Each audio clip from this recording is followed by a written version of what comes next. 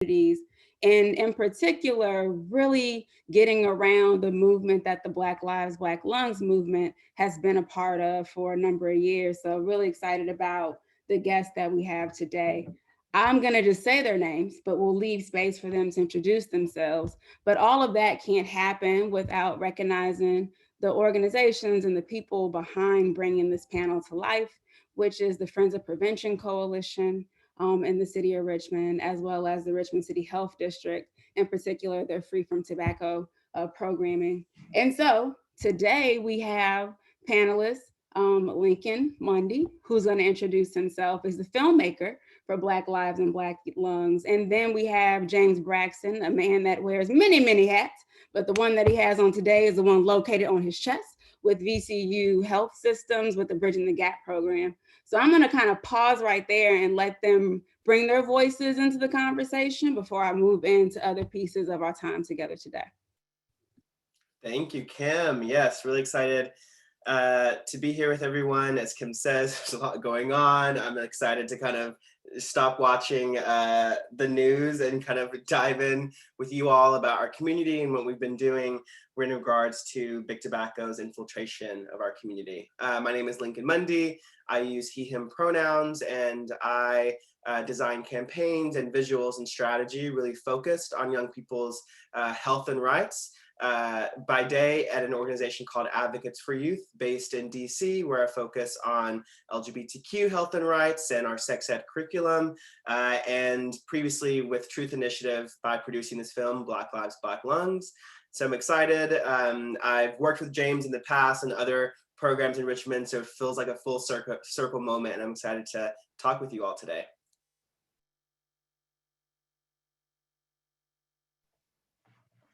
Kim, it's on me? It's on you. Cool. What's up, y'all? Good to see you, Lincoln. Good to see you, Kim. Those are two folks I love working with. My name is James Braxton. I am a case manager with Bridging the Gap. Bridging the Gap is a hospital-based injury and violence prevention program, and the focus is working with young people who are admitted for gunshot, assault, stab wounds, ages 14 to 30. To ensure that they have everything they need to not come back into the hospital and recidivate. We work with them in the community and their families to help connect them to resources such as mental health, housing, employment, food, shelter, and we're just a support system to them as they change their trajectory and live healthy and productive lives. So I am here as an advocate, I'm here as a case manager, but also someone who kind of fell victim to the tobacco product scam in our community and just relying on that to get me through stressful situations throughout life. So, you know, I'm also here to share my personal experience as well. Cool. Thank you so much for, that's why I don't believe that moderators should always introduce people. You know, your greatest person who speaks best for you is the person who is y'all. So thank you for doing that.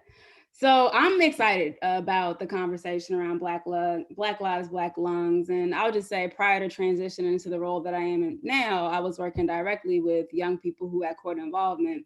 And I had the opportunity to play Black Lives, Black Lungs for them. And we're going to get to just showing the trailer for you all today. But the undertone of the conversation that I had with my young people during that time, primarily Black boys, was like, yo, so we getting played by big tobacco?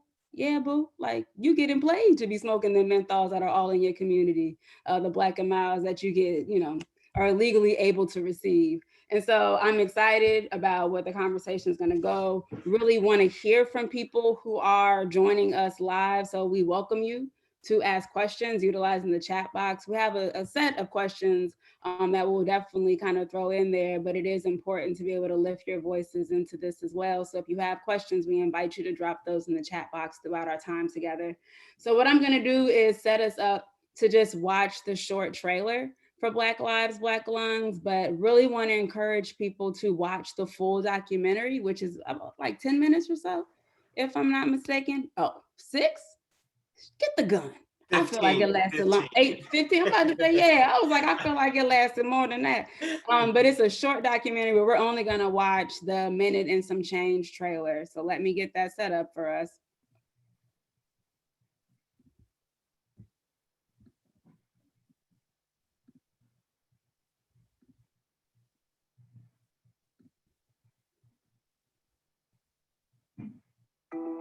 3 years ago, I accepted an internship with Truth Initiative. At the time, I thought I knew everything I needed to know about tobacco, but what I knew was just the beginning. One of the greatest marketing coups that took place in the 20th century is transforming menthol cigarette to a black cigarette.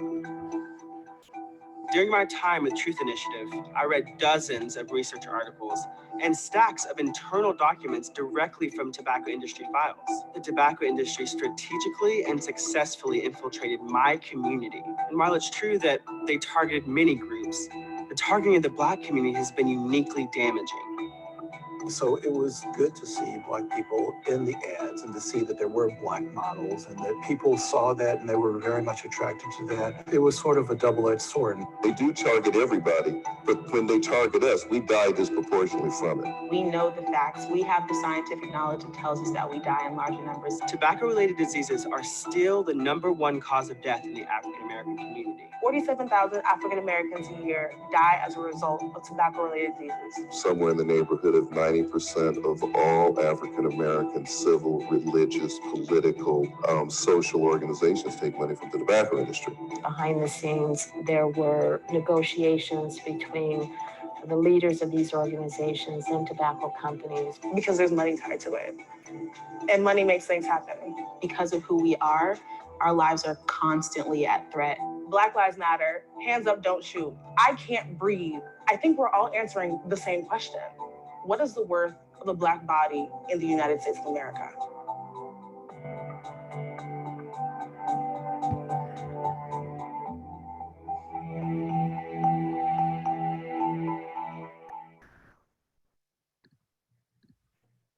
So, Lincoln, with that, please share, like, what made you make that film? Yeah, well, I was just say after after listening to it like hundreds of times, I'm still not used to my voice. It's so funny. But really, I made this film. I think how I approach all of my design or campaigns or processes is really just like with a central question that I was curious about and that I myself didn't have the answers to. And really, with this film, that question was, why is menthol so ingrained in Black culture? I grew up in a rural area in Texas, and I think I saw a lot of kind of social determinants of health without knowing what they were growing up. So this looks like, living with my white mom and white family, and they usually, if they used tobacco, it was chewing tobacco or non-menthol. Whereas like my Black family seemed to exclusively smoke menthol. I remember the Dave Chappelle Black People Love Menthol jokes and, the Cool Jazz Festival and like the commercials. I just always connected, menthol and Black people. And I really didn't really question it. I didn't think about it. It was just kind of a part of us. That was until I started reading the research when I was at Truth Initiative from Black researchers and Black health officials who have been ringing the alarm for decades about the tobacco industry's predatory marketing of our community. So what happened is I just got mad, right? I just got angry that I didn't know this. Someone who had a relative amount of privilege to go to higher education. And even in higher education and in public schools, I didn't learn anything about this, right? And so I just wanted to explore the question. I wanted to call the industry out, and I wanted to provide kind of a new pathway for young people. Because I think, as Kim and James, you probably are well aware too, like the public health community has made great strides in cessation and tobacco, but for the most part, especially a while ago, is focused on scare tactics. And I just think that my community, young people, my generation, wasn't really kind of interacting or engaging with that type of outreach. And it wasn't outreach that was from, Black people themselves. There really wasn't a lot of storytelling. So I wanted to kind of provide a new route for young people. Yeah. Thank you for that. And I know, James, you shared a little bit about bridging the gap. So please feel free to kind of offer some more of that when you tie in just responding to the question, but really wanting to hear around shared experiences, because we heard from Lincoln a little bit talking about how, smoking showed up in his family. But even for you, what were some of your experiences around just how tobacco just interacts with your life? Yeah, for sure. I grew up in Hampton, and my parents were married. It was me, my sister, my parents. We all lived together. when I was younger, probably before the age of 9. And my first engagement with, watching somebody smoke cigarettes was my dad. And, he was just smoking and smoking and smoking. And he was also always angry and always kind of stressed out and raged. And so as a kid, I didn't know how to really process. So I always kind of put the two together, like, dad's a heavy smoker and he's always angry. And but I always knew it stunk. I knew that I didn't want anything to do with it at that time. And so as time progressed and as I got older, he got sicker. And life got different for me. So I spent a lot of years kind of just running around in the streets, wilding out, doing stupid stuff. And I spent a lot of time being stressed out. In high school, I remember I was a stepfather in 11th grade. You know what I'm saying? Like I was getting kicked out of school every other day, kicked out of middle school, kicked out of my mom's house. I got locked up in '05. All of those stressful situations, I remember having to lean on smoking Black Miles to feel better. And my homie, same thing. Like we would all get together and talk noise, do what we do, but we would always either have a pack of Black Miles or be scheming on how we're gonna go get some. Because when we smoke, one, it was the camaraderie of it, you know what I'm saying? So that was kind of, that took over. But then also just when we smoked, we felt less stress. Even now to this day, when I get stressed out, I still feel a little small, what I'm saying, tug, like, I want that nicotine or I want that menthol, but I'm strong enough to fight it now. So it's a real thing, you know? Yeah.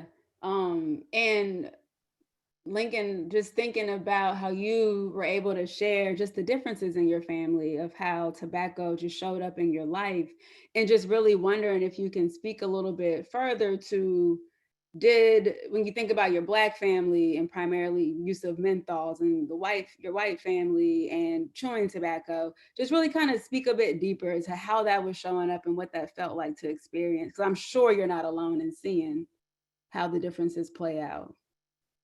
Yeah, I just wanted to back up to like a point that James made, which I think a lot of people identify with. When I was first at Truth Initiative, we did a study on kind of how people were reporting their cigarettes, their smoking and things like that. And one of them was around cigars and cigarillos, right? So like when you asked a young person, a student, if they smoked cigarettes or tobacco, they would say no. But then if you asked them if they smoked Black and Milds, they would say yes. And so that just disconnect in terms of the industry being successful at making, different products that don't seem like cigarettes or don't seem as bad as cigarettes, but still are in their industry and still do the harm as they intend. I think that is a big part of it as well, just the education and awareness around it. But when it came to like my own personal experiences with smoking and cigarettes and things like that, it was from kind of the people I was seeing growing up. And I think with the chewing tobacco and the menthol aspect, I mean, like I was probably at 9 years old, I probably couldn't tell you, like the 50 states, I don't know, but I could definitely tell you like what a Newport package looked like, right? Like I could tell you the branding, because it was just a part of us, right? And one thing that I noticed is that my father has been smoking since he was like a teenager in rural Texas, most likely. And, he had a lot of quit attempts, and there was a lot of times when he tried to quit and that just never did it. But one of the things that like got him was the information, right? Like he was used to the pictures in the cigarette packages. He was used to knowing like, yes, it's bad, it's wrong, but he never got the information about like what you said at the beginning, Kim, where it was like, this is not a coincidence, right? Like after I started sharing with him the evidence and the information and the footage of them literally handing out free menthols, in Detroit from a van, or them doing the Cool Jazz Festival, or donating to the Blacksonian, things like that. And he started realizing that this was all kind of strategic, and they kind of targeted him because of his demographic to smoke. And that's what really got him to stop, right? Is because he's very stubborn like I am and didn't want this industry preying over him. And so that was the click that happened, right? Because he, for decades, knew and was hearing from public health, but not in a way that was like following the money, and not in a way that is from our community. It's not, like a lot of well-meaning white people telling us what to do for our lives. It's like our own community, and we're in it because we care about our community. We care about the lives and the health of Black people and our futures. So for me, that's kind of when it switched, is when I realized that with the evidence and with just giving people the actual information about how this was a 50-year and very strategic infiltration, that's what made some of the lights go on. Yeah, thank you so much for that, Lincoln. And Tim Kwan, you right on time. Like, hope did I say your name right? I know we didn't get a chance to meet before we got started. Tim Yes, Kwan. everybody. Oh, it is Yeah, such a I'm late. pleasure to have you join us. If you just want, where your face go? There you go. No, If you just want to take a moment and introduce yourself to everybody, and we'll go ahead and loop you into the conversation. I'm sorry. I had to grab my charger. Apologize. I was late. Hey everybody, my name is. Give me 1 second. I'm so sorry. I got something for my phone. I had to try to get y'all on the computer, but it was kind of hard, so I had to. All right, we got it now. We good.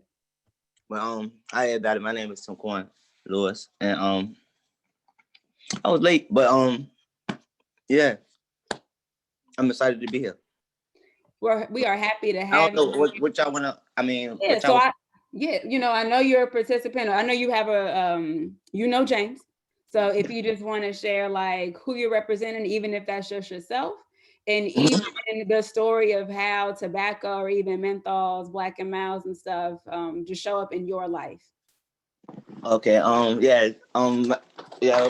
James introduced me to this. He's a great person, and he actually came in my life and helped me to see a lot of things, And smoking is one of them because I got it now. I have a son that's in the NICU, but he came premature, and he came 3 months earlier.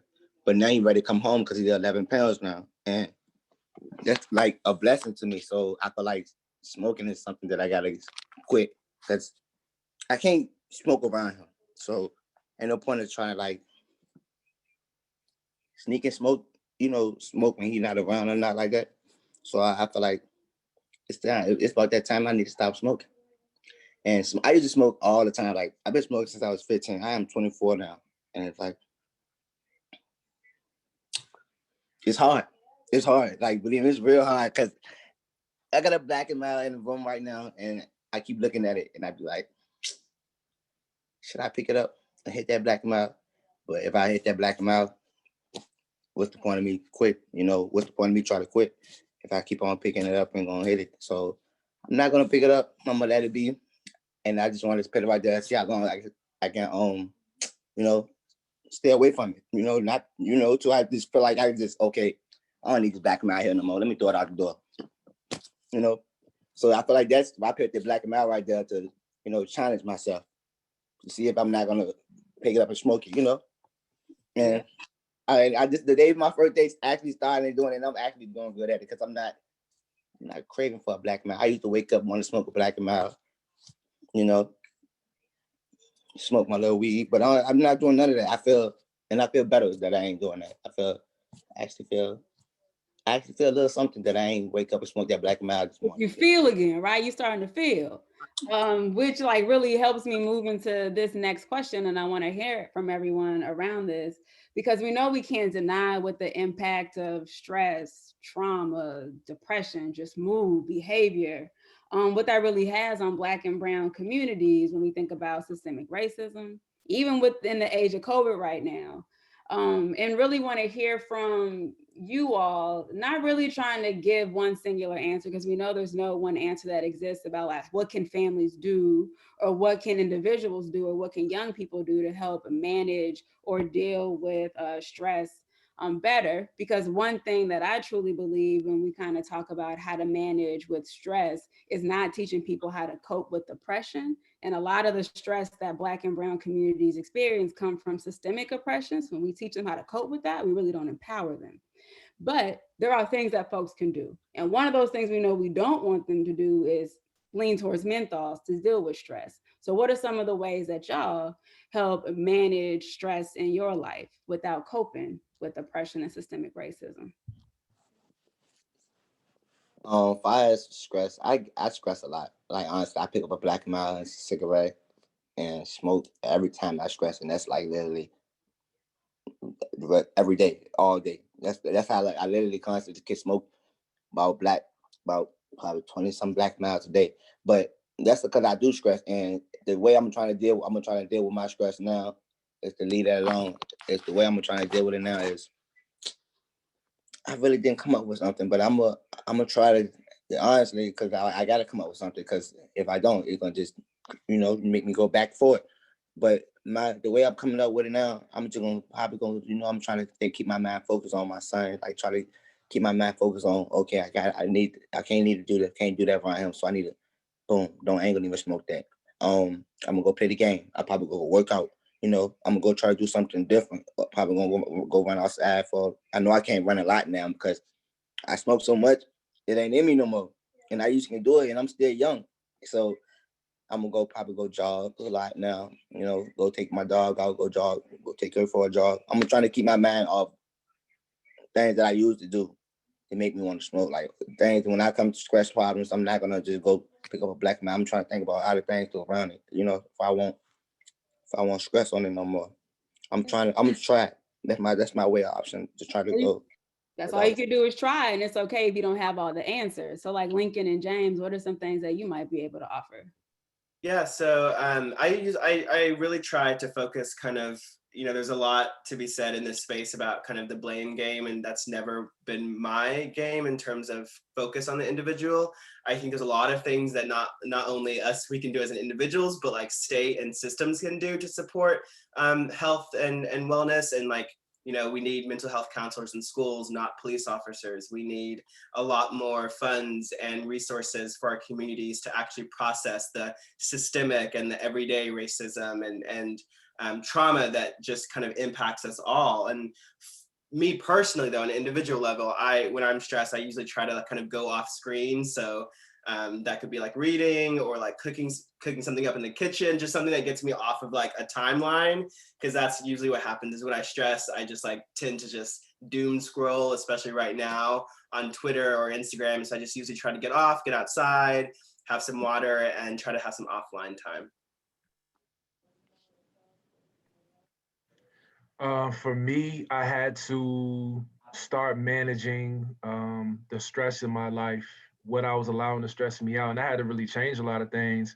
And just like Tim Kwan said, and Lincoln alluded to, like identifying what those triggers are and just changing them, and then replacing it. So I noticed that nowadays, the more I focus on being healthy, and the more I focus on making the right choices for my body, like exercising and finding something I enjoy to do while exercising, like boxing. That deals with whatever chemicals are in my body that crave that black mile. And then I would say exercise and cooking and just meditating and getting into a mental space where like I had to really challenge myself. Like I'm non-conforming, and so I don't like anything controlling me. And I had to start looking at smoking like that. Like, bro, you know what I'm saying? Like I had to start talking to myself like, come on, bro, you weak as hell. Like you keep, you know what I'm saying? Like you can't, keep on da da da da. Like you can't walk around thinking you solid and then you being controlled by 82-cent black mile. Like, come on, man, tighten up.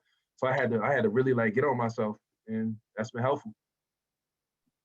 Yeah, thank you all for offering some of the things that you do in the hopes that people hopefully heard themselves in what you shared, or maybe heard a new way of dealing with some of the stress that just in particular Black and brown people experience. Because out the gate, like it's not even set up for us to know anything but trauma and stress the moment we get on this earth.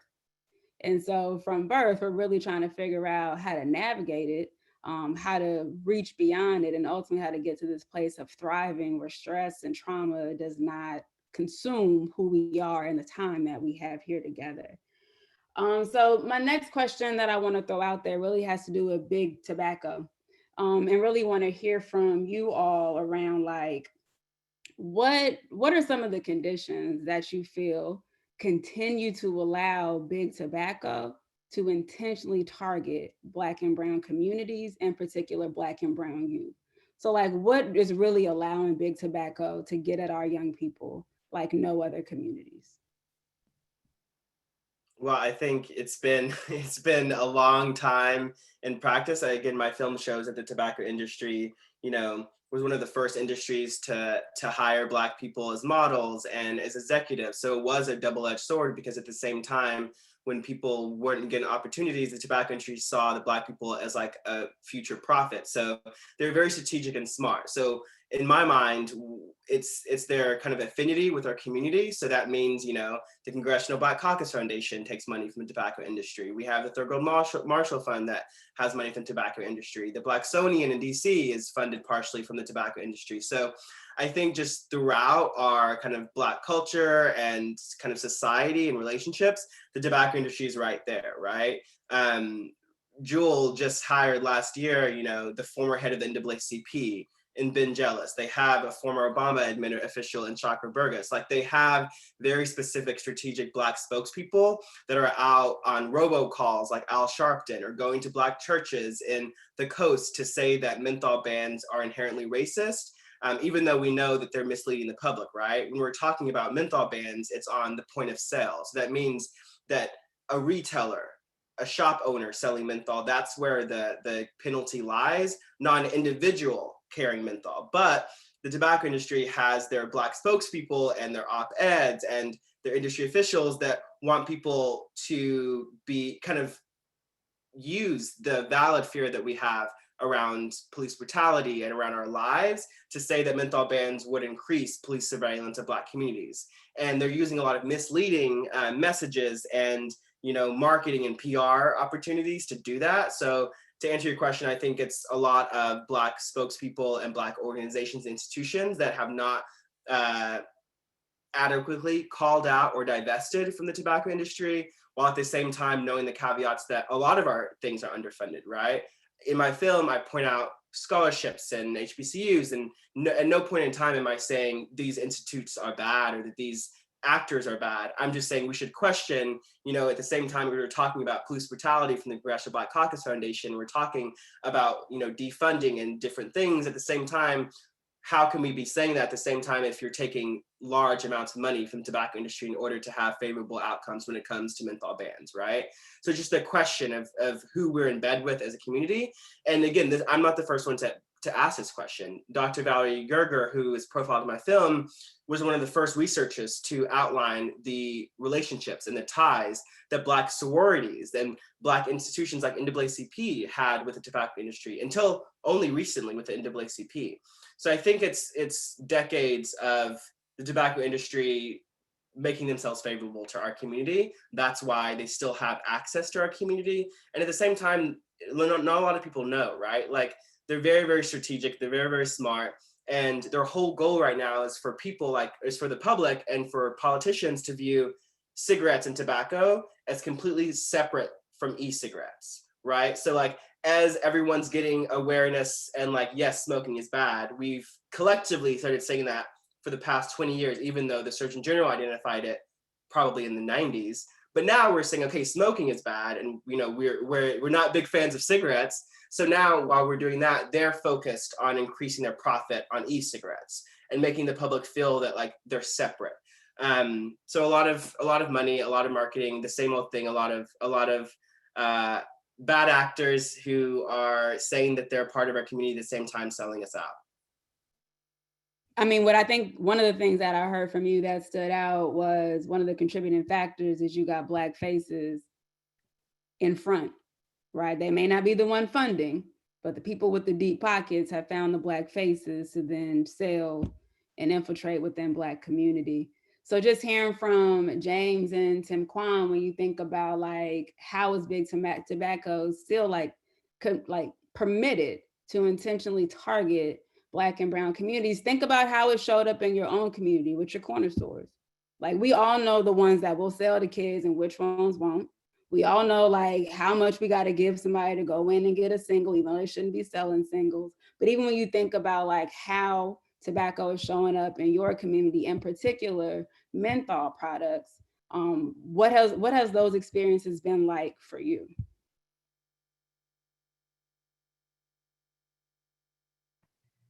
I can say, it's I've seen it be a catch-22 because the same stores that the young people can go to that will not get carded and can get cigarettes and black and milds are are actually safe zones for a lot of these young people that can't go to any other store, because if they go to another store, they're gonna get shot at or whatever the case may be. So they there are relationships that are built. You know what I mean? Everybody knows Poppy at the store. You know, Poppy knows everybody. He knows everybody, the kids, whatever, whatever. And so then you start building camaraderie and rapport, and you feel almost obligated to continue to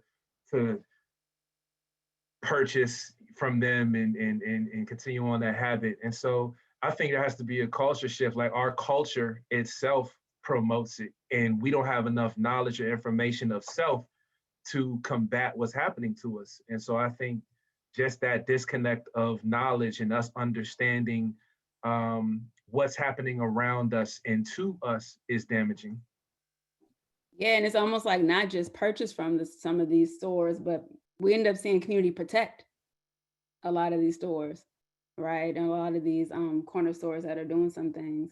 What about for you, Tim Quan? Like I heard you mention, like you started smoking at 15. You ain't got to snitch on nobody, but how you made that happen? Hold on, say that one more time. You said you started smoking at 15. I don't need you to list no corner store. You don't gotta tell us who it is, but like, how'd you navigate to get that need met at 15, knowing that at the time that's definitely not the legal age? Me being who I was at the time, the age of 15, I would never get anything. Honestly, I'm not trying to say like I was like a big person or something like that, but around that area, I was hanging around. My name, people I was hanging around, I could have got anything, honestly. But that's the thing about it though. Like it won't good because you right, like you said, certain stores you just know that certain neighborhoods they gonna gab because they know they can get certain this that's out that store or whatever. It was like that. It was really was like that. So and me being me, I was navigated to get tobacco or liquor or whatever. A couple stores, and then I even got it out of ABC store a couple of times too, without an ID at a young age. So then it's always the crowd too. You know, the people you hang around the crowd, so it's also always that too. It's like a lot of always it's community thing. So yeah, I mean, growing up for me was kind of like different because I always could have got it out a couple stores. And even when they knew I was underage, they still all the strength they knew how I was, or they knew I'd be hanging around, or they let you get certain things, so it'd be different sometimes.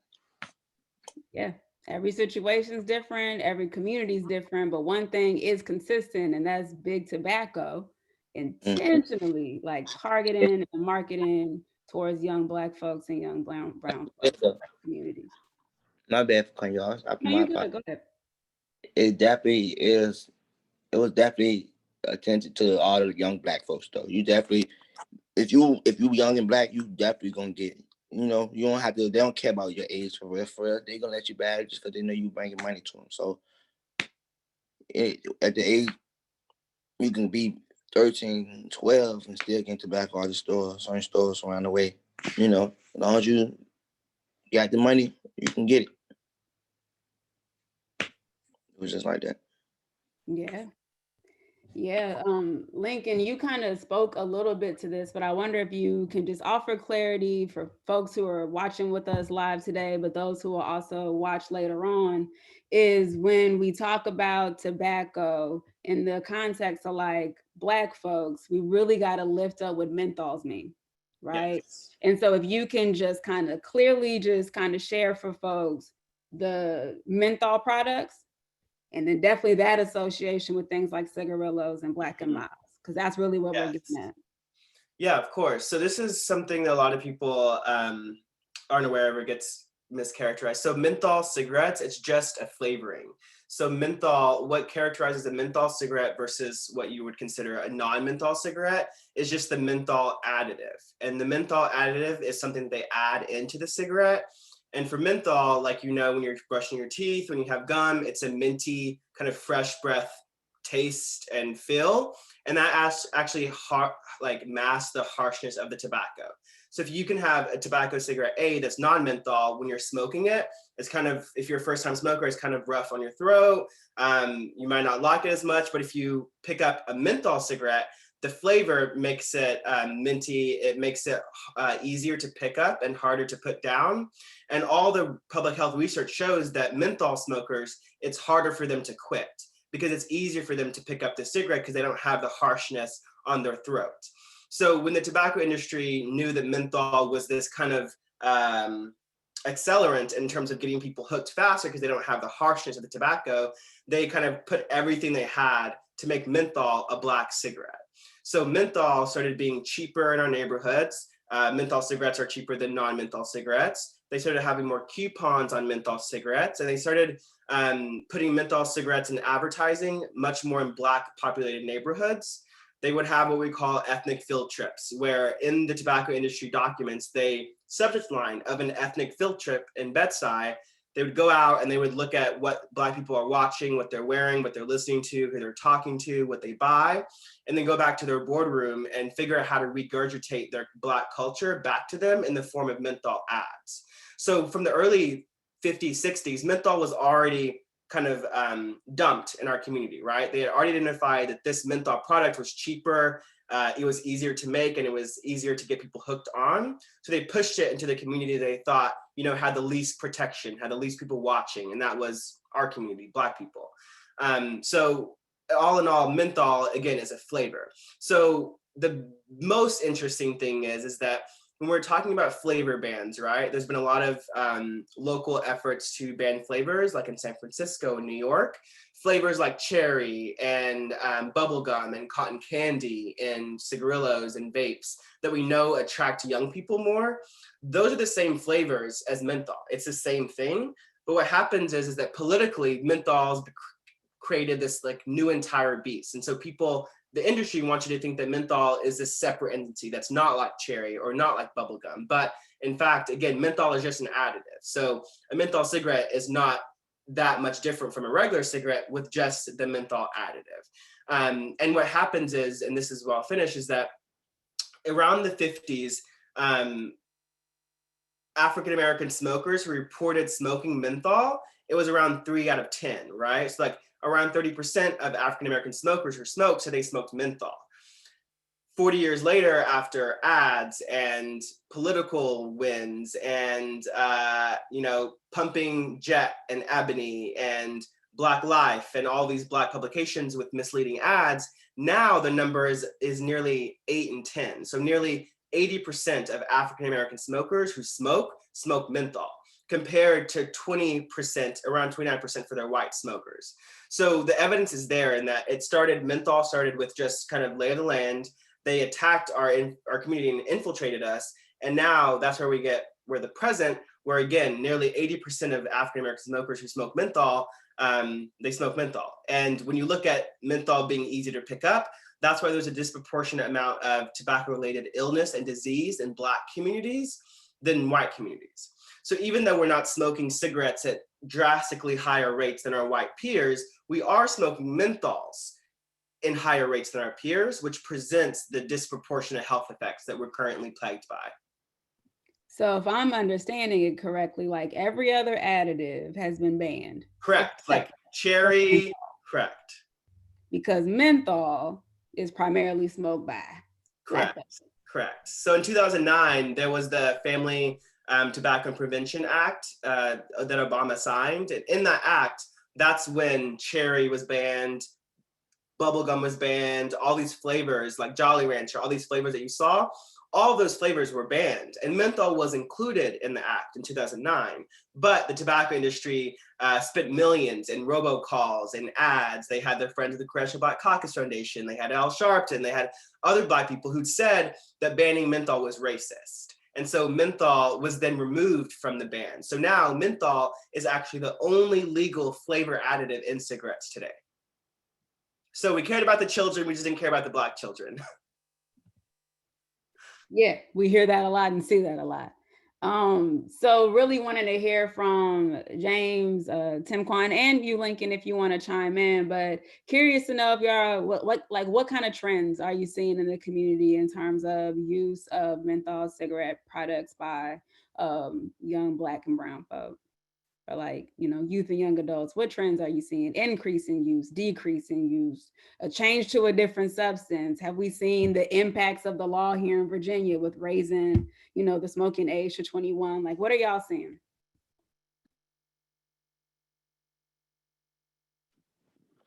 You said what we saying, like, far as like what we Like saying. any trends? Yeah, like what are you seeing? Are you seeing that young people are increasing use, decreasing use, switching to a different product or a different substance? Have you seen the impacts of like the law changing where you got to be over 21 to buy nicotine products or tobacco products in Virginia? Like, what are you seeing amongst your peers and in your community? I could say, um, when I first heard when they first I don't know. I know cigarettes. I mean, Black and Miles, everything that flies dealing with, like you said, menthol.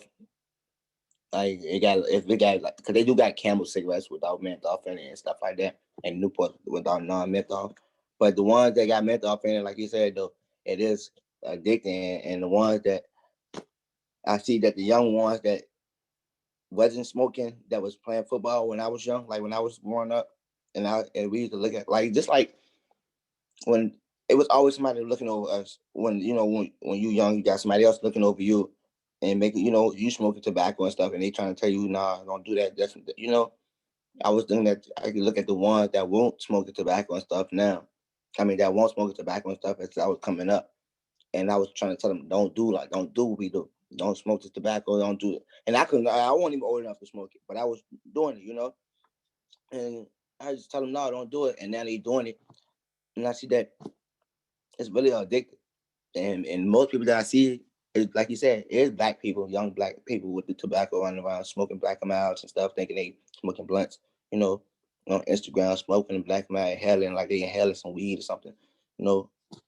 And only thing you could say to it is, but that ain't good. I mean, personally, I always tell people like, bro, I smoke them, but yeah, either you're gonna take the cancer stick or you're gonna stay away from them. And I try to prevent people from smoking them, but that when I was smoking back in the day. Now I don't know. I just gave up on trying to prevent people now. But now that I ain't smoking no more, I'm gonna try to get back on that time. Stop people from smoking again. Trying to tell them that don't do it, because I was doing it at one point in time, but I gave up on it once I realized that the store is gonna keep selling it to them. They're gonna get somebody else to go get it for them. It just just keep on going around and around and around. So I mean, I don't know. I don't know. I used to help people though, telling them to stop smoking it. Especially when I just started smoking it. I don't smoke it, don't, because it already got me half tired. I can't breathe for real. I can't run a lap for real. You can't really do nothing now because you smoke, especially cigarettes. Some cigarettes be heavy on you. They really be heavy on you. So I be trying to prevent people from smoking it sometimes. I had my days. Yeah, I'm finished with that one though. I'll just add, it ain't getting no better, that's for sure. But one Yeah, thing that I'm realizing is smoking is not it's not a lot of people I've seen's primary addiction, but it always supports their primary addiction. You know what I mean? Like, so if they're an alcoholic and they need a drink, they can't have a drink without a cigarette. Or, you know what I'm saying? If they're doing something else, they got to have a cigarette behind it. And so I'm just realizing like it's more relevant even in the space outside of people who have a tobacco addiction with people who don't. So I don't know. Yeah, I'm hearing one from Tim Kwan is like, I can try, but what am I really trying for? Right? If he just keeps going over and over again, like if it's a circle or a cycle. From James, it's like, well, it's not getting any better. Like, I don't know. And then even from Lincoln, like big tobacco's pockets are deep. Like they are in it deep with us. as a community. So it's really like, where does the hope live? Like, where is the In belief? us. That's where the hope lives. And that's what I'm getting to, right? Like, where does the hope live? Where is the belief that these conditions are not normal? We're not going to claim them as normal. And what commitment do we have to ensuring that this does not become the reality for like Tim Kwan's baby and all the babies to come, all the Right. Black babies to come? And so when we think about just closing out together, and I do want to invite people who are watching live, if you have questions, please, drop them in the chat box now. But y'all, what you want to leave for the people, right? Because we can't leave it in despair. We can't leave it thinking we don't have power. So what we going to leave for the people? We leave for the people. Stay away from tobacco. It's not good for you. All smoking, period. It's not good for you. It kill your lungs. It make you ugly. It dry your lips out and give you black gums. Stay away from it. And Look, it hurt your pockets too, Tim Kwan. Don't it hurt your pockets? People talk like it don't hurt your pocket. Oh yeah, it hurt those too. It hurt your pockets. Hurt your pockets, and it make your lips black. Exactly. I think I would just offer that I think for this space it's very easy to put your public health hat on and let that be the end of it. But I think for me and probably for you all, and kind of how I think we have to approach this issue is really not siloed, right? So I know that a person's zip code and a person's race and a person's sexual orientation, all these things impact their health. So when I started this film, there was pushback in the space about me kind of doing a public health film that also had conversations around Black Lives Matter movement and had conversations about Black liberation and Black Panthers and Black organizing. And it felt, I shouldn't have been surprised that there was pushback, but it really did feel ridiculous because I think there's a lot of strategy or a lot of organizations that in the past have just been, we're only going to talk about the Black community when it comes to actual, public health and cessation, right? We're going to ignore all of this traumatic stuff happening on the side. We're going to ignore the systems that are in place that don't want us to win. We're going to ignore all these other institutions and just focus on this one public health thing, smoking. But that's where we lose, right? We have to come at this through the totality of Black health. So that's why in my film, we approach it as a social justice issue because it is. And I think what's going to get us through this is, again, just thinking about our health and the power of our community and what we want to leave behind. I'm not someone who's pointing at people or going to argue with people about where they spend their money, but it's you should question that, right?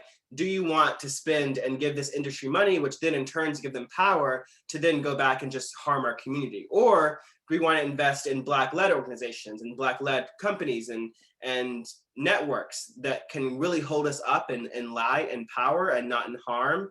And I think for us, it's about having these conversations with our families. It's about, starting these sometimes uncomfortable topics about, why did you pick up smoking? Or do you think this comes from something else? And really figuring out what the stressors are so that we can kind of overcome. So to get to, I think it's people power. I think it's Black-led organizations and community and interventions like James in Richmond and the African American Tobacco Control Leadership Council in California, Society for Black Health nationally, all these Black-led and run organizations that have been doing work for decades, not only on public health and cessation, but just about the power and the health of the Black community as a whole. That's where I think the power lies, not with institutions, not with trying to have our blinders on and just talking about tobacco at 11 a.m. and then talking about police brutality tomorrow at 2 p.m. When in reality, it's we know all of these things are combined. We know that Black communities are facing major stress, not only with coronavirus or with systematic oppression or with mental health or localities or A through Z. At the same time, we also know that, the industry is profiting and trying to dump this poison in our communities when we're looking for genuine stress relievers and genuine kind of relief. So that's where I've been focused my work, is just kind of having these talks, having these conversations, going to Black churches, not trying to only do this in these very, very high academic settings and really, really not trying to, talk to our own bubble, but really get out there and talk to community members and organizations that might not know this information already. Thank you so much for that, Lincoln. And James, before you leave something for the people, I do want to just kind of get to two things that I think can be open for anyone, but it kind of seems like maybe it might fall more in your wheelhouse, Lincoln, and I may have it wrong. But just looking at some panelist questions, the first one is like essentially like, is big tobacco engaging in any sort of reparations for the harm that they've done to Black community? And then that second piece, and maybe others have answers for this, is like what can be done to reverse damage done like to your lungs from smoking. So like, is big tobacco engaging in reparations, and then what can someone do to reverse damage done to their lungs from smoking? I will not go as far as to say they are engaging reparations. They are not. They do have PR programs that go into schools and try to make their brands better for new customers. And they do have, they quote unquote give back, but at the same time, they're they're doing what they've been doing for years, right? They at one hand behind their back, they're pushing this product in the communities. They're lying and misleading the public about the health of cigarettes, to the point where the literal federal government had to say that you have to produce corrective statements, right? There was an entire lawsuit that made the tobacco industry say, we were lying, we were not telling you the truth, and here's the corrective statements. They were made to do that in, Time and USA Today, but not Jet, not Ebony, not the Black Press that they were pumping millions in advertising dollars in decades before. But that's neither here nor there. So to answer your question, is they do have programs that they say are meant to curb their impact and help. But in reality, what we've seen is that they just use them to prop up their own image, and they've used them to try to kind of publicly correct some of their wrongs, but it's not doing any good. The only actual alleviation, the only actual like win we can get from this is community led, and that is Black people. That's Black organizations. That NAACP is working on programs with their local chapters. That's Black Greek organizations that are making proposals and doing things around this issue. It's not going to be from the tobacco industry themselves. Thank you for that. And maybe James, you can kind of offer something with your whatever you're gonna leave for the people about like what can someone do to reverse damage done to their lungs, as well as leave us a good word. Ooh, well, I'll start with the good works. I think it leads into that question, although I'm not the one to answer it, but I am encouraged that there is work happening to deal with this issue. And Richmond City in particular created a program called Free from Tobacco. And that program specifically worked to promote Lincoln's documentary, Black Lives, Black Lungs. We also worked to promote free resources for impacted community members to access to stop quitting. And so one thing I really like doing that should continue, I believe, is the program, which was led by Avis Thomas, her phenomenal leadership, focused on hiring peer cessation coaches who were specifically from the targeted communities, which, we get caught up in evidence-based this, evidence-based that, this, that, and the third. But to have a simple concept, I understand a simple concept that if you want to stop this, you got to go get the people that's doing it, or the people that's most impacted by it, to help stop it. They understood that, and they hired a bunch of peer cessation coaches that were from different parts of the city and who were able to go into those communities who have relationships with smokers and folks that want to stop and help them connect to those resources. We have to keep doing that. Tim Kwan, I'm proud of him for what he shared today and how he shared. He would be a phenomenal peer cessation coach, and that would be an opportunity that would help his family and deal with the stresses that he's facing, which will ultimately limit his stress levels to want to smoke, but then also put him in position to change the lives of folks in his community and around him. These things can happen and are happening and should continue to happen. Oh, and so Richmond City Health District, I'm sorry about the long question. Richmond City Health District created that program. And so I would assume they're making themselves available to answer questions like that. And that's where I would go to get that answer. Yep. Richmond City Health District. And so for anyone who is interested in learning more about Richmond City Health District, RCHD's Free from Tobacco program, they can call 804-482-8018, or you can search in your Google search engine, Free from Tobacco Richmond, and be directed to the website to be able to learn more about the program. You can also call the quit line. So 1-800-QUIT-NOW is open 24/7 for anyone who's exploring or thinking through like, how do I do it? And the first thing to do is to just try. And sometimes trying is just doing a Google search or picking up a phone. So I just want to thank all of the panelists for joining today. Shout out to the organizers and supporters of the event, FOPC, the Friends of Prevention Coalition, the Richmond Behavioral Health Authority, the Richmond City Health District, VCU, and VCU Health. One thing is for certain, like they've been trying to take us out for a couple centuries now. And when I say us, I mean Black people. But what we do know is we are still here, and there will be Black people in the future. And we are going to be in the future in a better, healthier, happier, and more joyful way than we are now. Like that is a commitment that we all must have, because we're not going nowhere. And we need everyone to know that we're going to be right in the future with everybody else, but we're going to be in the future in a better situation than we are in today. So thank you for tuning in. Thank you for sharing your questions. Thank you for sharing your stories. Tim Kwan, I don't know you, but I love you. I'm going to tell you right now out loud and in public. I love what your future looks like. I'm excited about what life has in store for you, truly. So y'all have a wonderful rest of your day. Take care of your hearts and take care of each other. Thank you.